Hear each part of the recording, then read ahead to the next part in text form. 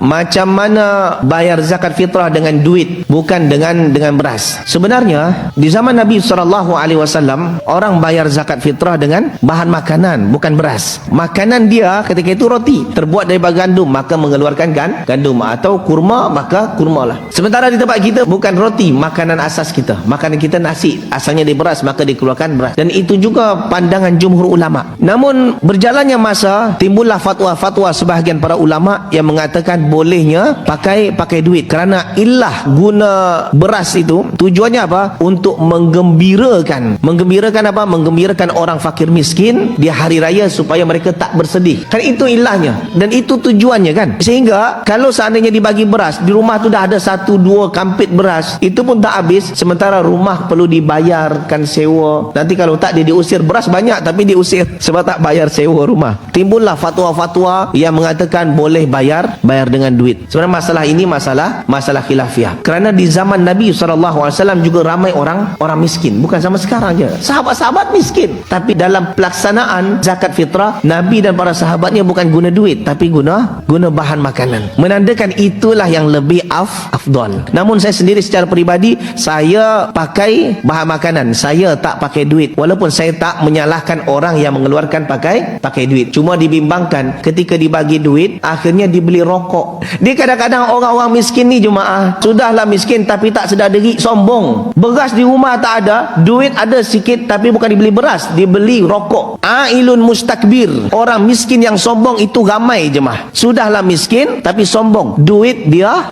bakar. Memang orang perokok tegar ni, dia kepala dia tengak sikit jemaah, dia keras kepala, degil, susah nak terima nasihat. Oleh sebab itu jemaah, kalau jemaah tak merokok, bersyukurlah, tanda Allah masih selamatkan jemaah. Kalau jemaah merokok, inna lillahi wa inna ilaihi rajiun, tunggu mati hati kita. Okey, Allah Taala alam.